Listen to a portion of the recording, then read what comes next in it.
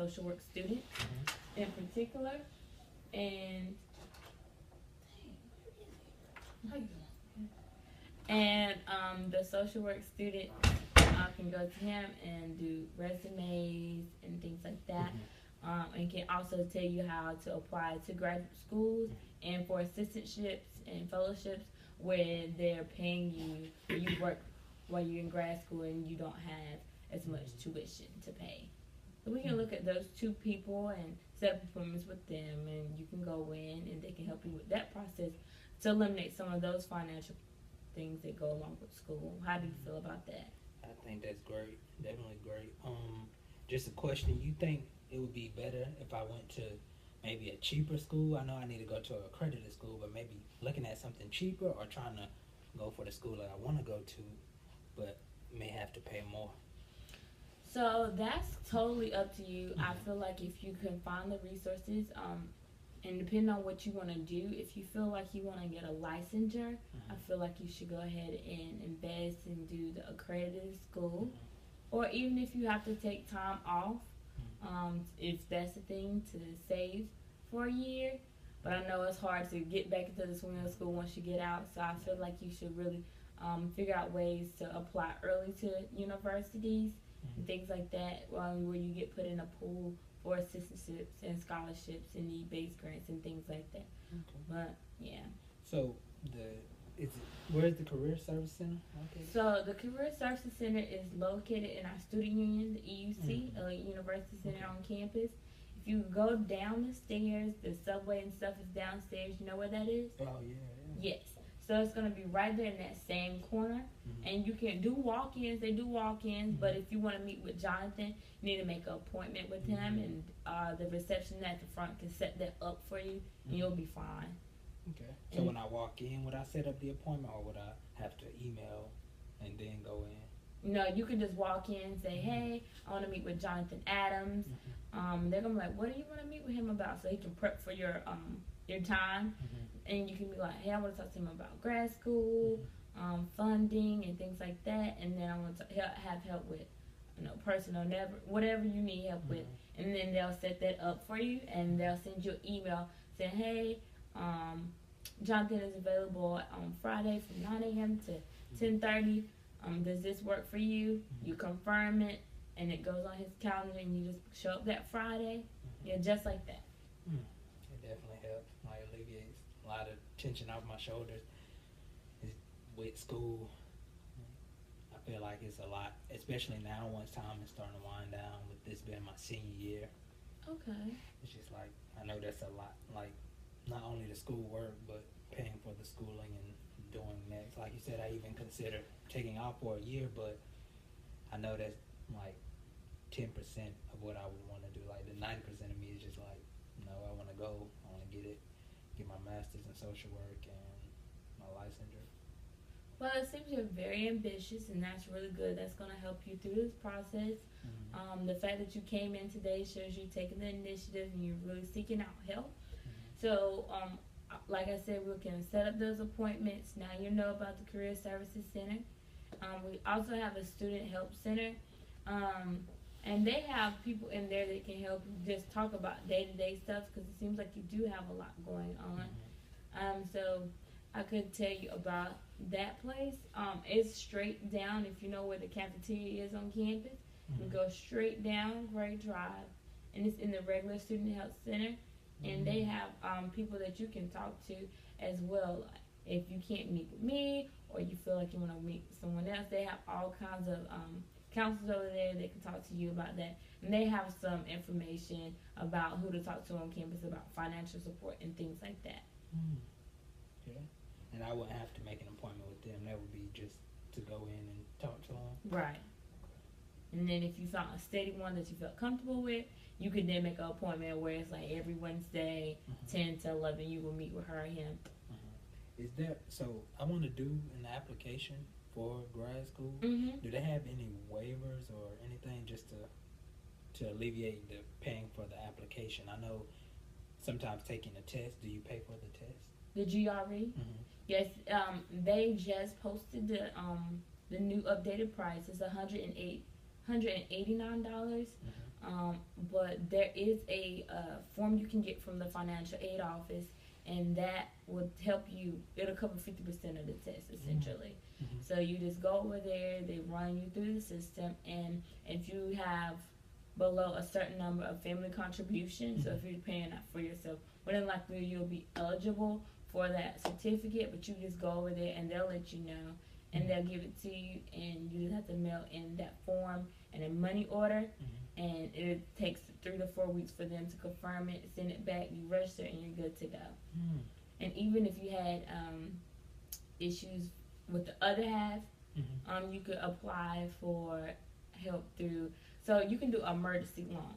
So there's an emergency loan you can do through financial aid up to $300.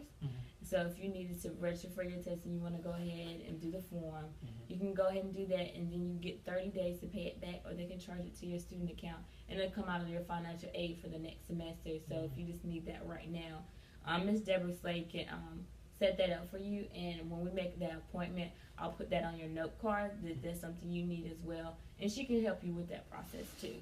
Okay. So with the test paying the 180, well, half of it, would it be every time I take the test, I would have to pay it again? I would have to continue to get the waiver? Or? I think you only get one waiver. Okay. So then after that, I would be having to pay the whole 189. Right. Okay. Okay. And then I know you mentioned something about on-campus jobs. What kind of job would you be looking for? The only one I know I don't want to work with fast food. I think just something in the UC. I know they have a reference desk in the UC where people be sitting, and sometimes they work with the. So I want to say it's called the build-up crew. That's what I want to say. The information setup. Yeah. Okay.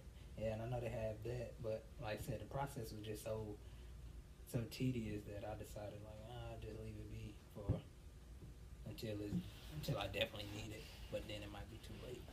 Okay, so I have some connections in the EUC as well, so I can give you a point person to go talk to. Her name is Miss Linda upstairs, near the Dean of Students office. She's over the setup crew, so you can go talk to her about their next hiring event and things like that. The setup job would be on campus, and I know that may be a little bit more convenient for you. So, and then the information desk, Kathleen McCurdy, she's also upstairs right beside Miss Linda. You can go see them. So coming in, you already got some information about some places you can go. But those two are over setup and the information desk, and they can tell you. And they're always hiring because they have students about to graduate in December. They have people that's just not able to work anymore. So we can put that on your card too. And the receptionist can get you all those numbers. And I already told you where they are in the Elliott University Center. All these resources are in the Elliott University Center except financial aid, which is near Bojangles on campus. Oh, the Bojangles, is that connected to the Jefferson Suites? Okay. Right. It's right across the street with the gray building. Okay. With the gray top. Okay, I think I know what you're talking about. Okay. Okay, so there's school, and there's possible jobs on campus. And there's a lot of other jobs. I know you said that you like sports. Possibly you could think about being a ref. They pay students to be refs for games. So that could be something that's fun, enjoyable, things like that. Or you can work in the rec center and coach or something like that. So we can look into some options that you can do for that as well. Those will all be good. Something interesting for you. Maybe you can enjoy work a little bit since you got a lot going on. It can be a little fun for you. At least have the fun there. So yeah, I know with me working at the Y, that's what I do. Besides, when I'm not in the energy factory, I work with sports and doing reference. So if they do have it at a school and it's more convenient, like the school is more convenient, and then also hopefully the hours. Maybe looking into the pay and seeing how much it costs. Yeah, they have a lot of club sports, and intramural sports, and stuff that they need referees for. So even basketball, volleyball, they all need referees. So that's something. And you can go to the rec center and ask for application for referees. So would it be the same people that I would talk to at the student rec center that would also be working with the instruction crew, or is that two separate? That's two separate people. Okay. So when I write it down for you, I have Kathleen. Matter of fact, I'll write these down right now. You have Kathleen McGurdy, and she would be for the info desk. And then you have Miss Linda, and she's gonna be upstairs info for setup. And then you have Student Recreation Center, and that's who you'll be. It's in Suite 304 for refereeing. Okay, and then I'll hand this to, when we walk out, I'll hand this to the receptionist. She'll get you all those phone numbers. So if you want to call, and she'll give you the email addresses to all these people. So if you want to, formally say, hey, I want to come talk to you about XYZ, this job. They'll know you're coming, and maybe you'll have more time to spend with them, so they'll know a little bit more about you. Okay. So yeah, so we'll get this to the receptionist so she can get you all that information. Oh yeah, that sounds great.